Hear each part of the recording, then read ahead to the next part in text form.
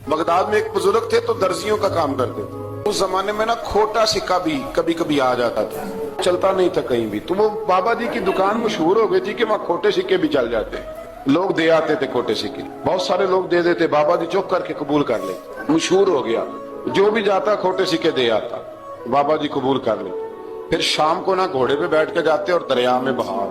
एक दिन कुछ बंदे खोटे सिक्के लेके आ गए, तो बाबा जी अभी मुसल्ले पे थे, नमाज पढ़ रहे थे, तो बेटे ने कपड़े दिए तो खोटे सिक्के वसूल किए। तो वो खोटे सिक्के देने वाला शख्स खोटे सिक्के दे रहा था, तो वो बच्चा कहने लगा तुमने बड़ी अच्छा बेवकूफ बनाया मेरे अब्बा को, खोटे सिक्के दे ले जाओ। कहने लगा तुम्हें वाकई नहीं पता चलता खोटे हैं? कहा अब्बा जी का नहीं मुझे पता, पर मुझे तो पता है ना। और मेरा अब्बा शाम को खोल कर देखता है तो फिर जो खोटे खोटे होते हैं उन्हें दरिया में बहा के आता है, ले जाओ अपने।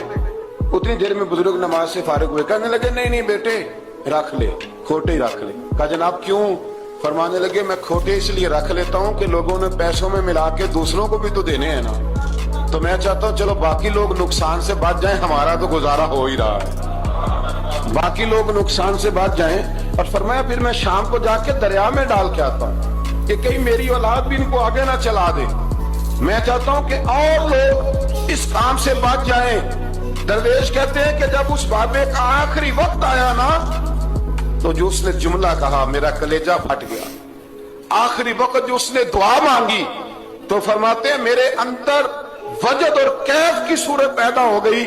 फरमाते हैं उन बुजुर्गों ने अपने आखिरी वक्त दुआ मांगी, ऐ अल्लाह मैंने सारी जिंदगी खोटे सिक्के कबूल किए ताकि तेरे बंदे शर से बच जाएं, तो या अल्लाह तू भी इस खोटे सिक्के को कबूल फरमा ले।